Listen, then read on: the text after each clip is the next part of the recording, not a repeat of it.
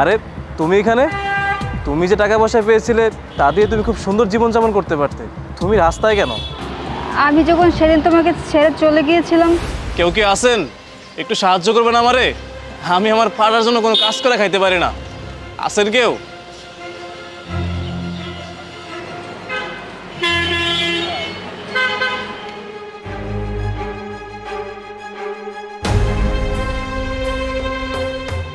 দেখছো লোকটা কত দয়াবান, আমাদেরকে 500 টাকা দিছে।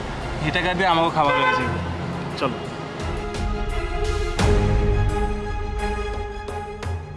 জনি, আমি একটু আসতেছি, তুমি এখানে দাঁড়াও। হ্যাঁ, কেন, তুমি কোথায় যাবে? আমি এসে তোমাকে বলতেছি।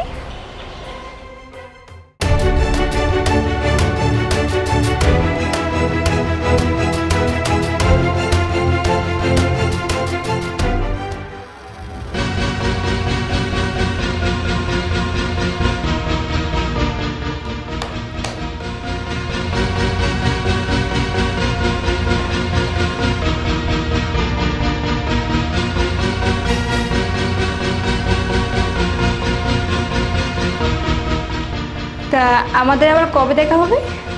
তোমার আবার যখন ইচ্ছা করবে তখনই চলে আসো। ঠিক আছে।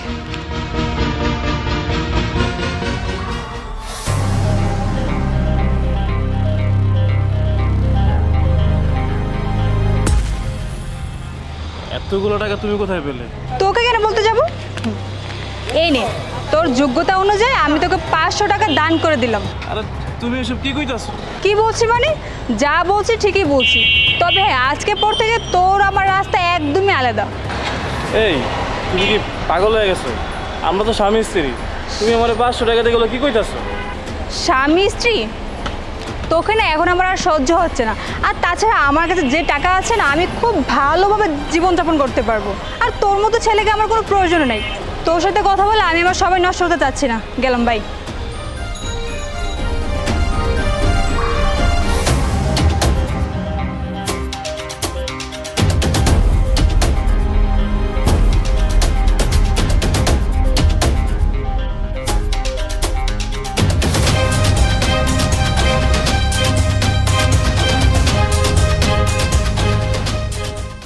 এই নাও আরো এক বান্ডিল টাকার সাথে আর একটা মোবাইল, আর ভিতর আছে অনেক উপহার।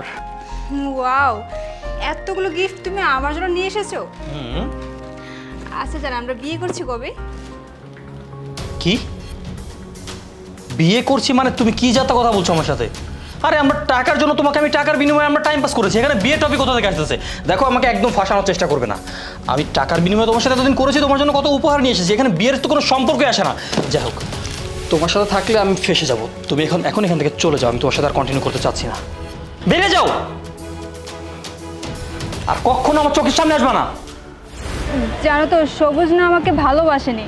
সে আমার সাথে টাইম পাস করেছে, আর সে আমাকে ছেড়ে চলে গিয়েছে। আমি না অনেক বড় ভুল করে ফেলেছি। প্লিজ তুমি আমাকে মাফ করে দিও। কিন্তু তুমি এভাবে এত ভালো ড্রেস পরে কোথায় যাচ্ছ? আর এই ড্রেসগুলো কি কোথা থেকে ভাড়া করে এনেছো? তুমি হয়তো জানো না যে ড্রেসটা আমি একবার গায়ে লাগাই না, সেই ড্রেসটা আমি সেকেন্ড টাইম আর গায়ে লাগাই না।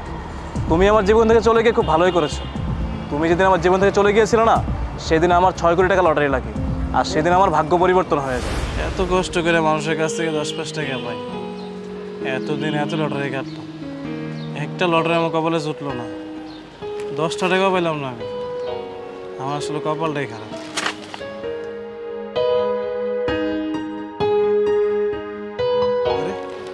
এটা তো আমার লটারির নাম্বার 6588। আমার কপাল খুলে গেছে। আমি এখন থেকে অনেক ভালো জীবনযাপন করতে পারবো।